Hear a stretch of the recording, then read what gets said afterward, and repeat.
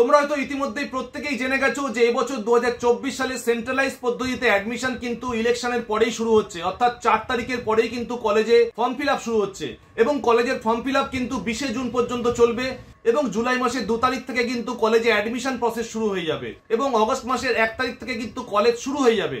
আর এখন এই মুহূর্তে সব থেকে বড় আপডেট, সেন্ট্রালাইজ পোর্টালে যে 6 ডিজিট পিনকোড, সেই পিনকোডটা আজকের ভিডিওতে আমি তোমাদের বলে দেবো।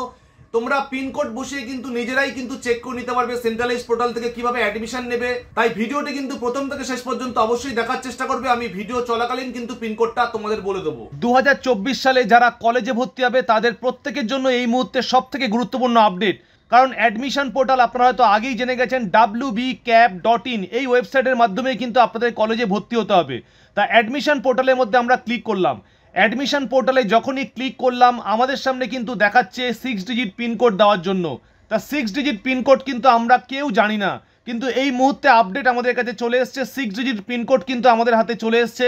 সেই 6 ডিজিট পিনকোডটি বসিয়ে কিন্তু আমি তোমাদের দেখিয়ে দেবো যে এই পোর্টাল থেকে কিভাবে তোমরা কলেজে অ্যাডমিশন নেবে বা কোন কোন জিনিসগুলো তোমাদের দেখতে হবে। এবার দেখো সরাসরি আমি পিনকোডটি বসিয়ে দিচ্ছি। যেহেতু আমাদের পিনকোডটি কপি করা ছিল, আমরা জাস্ট এখানে গিয়ে পেস্ট করে দিলাম। যখনই আমরা পেস্ট করে দিলাম আমাদের কিন্তু পিনকোডটি এখানে বসে গেল এবং ভেরিফাই বাটনের মধ্যে আমরা ক্লিক করলাম। দেখুন বন্ধুরা, ভেরিফাই করার সঙ্গে সঙ্গে কিন্তু আমাদের সামনে ওয়েবসাইট খুলে গেছে। তা আজকের ভিডিওটি A to Z তোমরা লক্ষ্য করলে তোমরাও কিন্তু পিনকোডটি পেয়ে যাবে, কারণ আমি ভিডিও চলাকালীনই কিন্তু পিনকোডটি তোমাদের বলে দেবো এবং সেই পিনকোড বসিয়ে কিন্তু তোমরা ওয়েবসাইটটিকে খুলতে পারবে। দেখো ওয়েবসাইটটি খোলার পর প্রথমে রাইট সাইডে দেখাচ্ছে রেজিস্টার নাও এবং লেফট সাইডে দেখাচ্ছে স্টুডেন্ট লগ ইন। যখনই রেজিস্টার নেওয়ার মধ্যে আমরা ক্লিক করেছি আমাদের এখান থেকে মোবাইল নাম্বার বসানোর জন্য বলছে। তা আমরা এখানে মোবাইল নাম্বারটি বসিয়ে দিচ্ছি এবং একটি ইমেল আইডি দেওয়ার জন্য বলছে। যাদের ইমেল আইডি নেই তাদের কিন্তু অবশ্যই একটি ইমেল আইডি ক্রিয়েট করে এখান থেকে রেজিস্টার করতে হবে। তা আমি দুটোই বসিয়ে দিচ্ছি এবং কন্টিনিউ টু নেক্সট স্টেপের মধ্যে ক্লিক করলাম। দেখো বন্ধুরা, কন্টিনিউ টু নেক্সট স্টেপে যখনই আমরা ক্লিক করলাম এখন কিন্তু প্রসেসিং হয়েই চলেছে, অর্থাৎ প্রসেসিং হতে কিন্তু সময় লাগছে। যেহেতু এখনো পর্যন্ত ফুল ফেসে কাজ শুরু হয়নি বা রেজিস্ট্রেশন প্রসেস চালু হয়নি, সেই কারণে কিন্তু প্রসেসিং হচ্ছে না, অর্থাৎ রেজিস্টার আমরা করতে পারছি না। কিন্তু রেজিস্টার না করলেও আমরা কিন্তু রেজিস্টার করার আগে কিন্তু এই ওয়েবসাইটের টোটাল জিনিসগুলো দেখে নিতে পারবো। কিভাবে ওয়েবসাইটের টোটাল জিনিসগুলো আমরা চেক করে দেখে নেবো, একটু নিচে নেমে আমরা এখান থেকে দেখতে পাবো search your preferred institute and courses program. আমি কিন্তু তোমাদের 6 ডিজিট পিনকোডটা বলে দেবো ভিডিও চলাকালীন। তাই এখান থেকে প্রথমে দেখে নাও তোমরা কিভাবে তোমাদের ইনস্টিটিউট চুজ করবে, কিভাবে প্রোগ্রাম চুজ করবে। দেখো বাই ডিস্ট্রিক্টে ক্লিক করে এখান থেকে তোমরা সঠিক ডিস্ট্রিক্টটি বসিয়ে দেবে।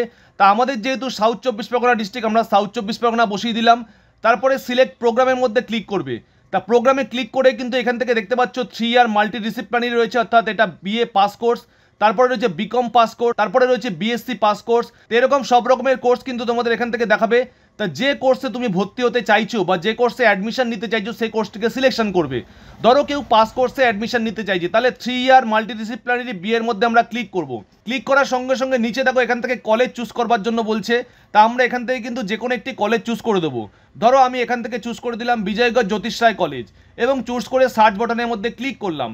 তা সার্চ বাটনে ক্লিক করার সঙ্গে সঙ্গে কিন্তু আমাদের সামনে কলেজের ইন্টারফেস এখান থেকে দেখিয়ে দেবে। এখান থেকে তোমরা যে কাজটি করতে পারবে, তোমরা এখানে ওয়েবসাইটের মধ্যে ক্লিক করে কিন্তু কলেজের টোটাল ডিটেলসগুলো পেয়ে যাবে।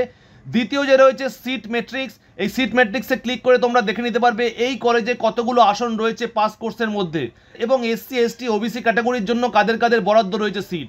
তারপরে রয়েছে কোর্স ফি, এই কোর্স ফির মধ্যে ক্লিক করলে তোমরা দেখে নিতে পারবে কোন সাবজেক্টের জন্য কত কোর্স ফি এখানে রাখা রয়েছে।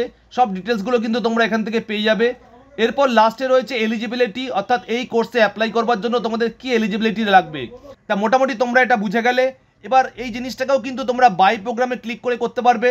তা বাই প্রোগ্রামে ক্লিক করলেই কিন্তু এখান থেকে তোমাদের কোর্স সিলেক্ট করবার জন্য বলবে। তোমরা যে কোনো একটি কোর্স সিলেক্ট করবে, এখান থেকে ডিস্ট্রিক্ট তোমরা চুজ করতে পারো। এছাড়াও তোমরা এখান থেকে কলেজের নামটি কিন্তু চুজ করতে পারো। তা ডিস্ট্রিক্ট এবং বাই প্রোগ্রামে কিন্তু প্রসেসটা প্রায় সেম।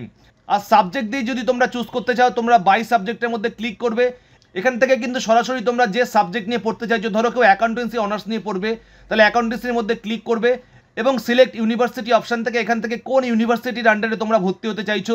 যদি ক্যালকাটা ইউনিভার্সিটির আন্ডারে ভর্তি হতে চাও তাহলে ইউনিভার্সিটি অফ ক্যালকাটার মধ্যে ক্লিক করবে এবং এখান থেকে কোন কলেজ তুমি প্রেফারেবল কলেজের নামটা তুমি এখান থেকে বসিয়ে দিতে পারো, অর্থাৎ কোন কলেজ তুমি প্রেফার করছো। এখানে সব কলেজের নাম রয়েছে, তোমরা যে কোনো একটি কলেজের নাম বসিয়ে সার্চ বাটনের মধ্যে ক্লিক করবে। তাই এখান থেকে কিন্তু দেখতে পাচ্ছ 4 বছরের বিকম কোর্স কিন্তু এখানে দেখাচ্ছে এবং এই কলেজের টোটাল ডিটেলসগুলো কিন্তু তোমরা এইভাবে চেক করে দেখে নিতে পারবে যে এই কলেজে কতগুলো সিট রয়েছে, এলিজিবিলিটি ক্রাইটেরিয়া কী রয়েছে, কোর্স ফি কী রয়েছে। এবং লাস্ট দুটি অপশান রয়েছে বাই কলেজ এবং বাই ইউনিভার্সিটি। তো এই দুটো অপশানে ক্লিক করেও কিন্তু তোমরা কলেজের নাম বসিয়ে চেক করে নিতে পারবে সেই কলেজে কতগুলো আসন রয়েছে এবং কোর্স ফি কত। তা তোমরা কে কোন কলেজে ভর্তি হতে চাইছো অবশ্যই পিনকোডটা বসিয়ে চেক করে নাও তোমাদের মতো করে। আর পিনকোডটা হচ্ছে 339842। তাই এই পিনকোডটা বসিয়ে যদি তোমাদের পোর্টাল খুলে যায় তাহলে অবশ্যই কিন্তু আমাকে একটি কমেন্ট করবেন যে তোমাদেরও পোর্টালটি খুলেছে, কারণ এই মুহূর্তে আমি পিনকোডটি জানতে পেরেছি, পরবর্তীকালে পিনকোডটি চেঞ্জ হতেও পারে। যদি চেঞ্জ হয়ে যায় সেক্ষেত্রে কিন্তু আমি দায়ী থাকবো না, কারণ এই মুহূর্তে কিন্তু এই পিনকোড দিয়েই কিন্তু আমারও খুলছে এবং তোমাদেরও কিন্তু খুলবে। তা তোমাদের জন্য আজকের মতো এই পর্যন্তই। আবার নতুন কোনো আপডেট আসলে সবার প্রথম কিন্তু আমি তোমাদের নিয়ে আসবো।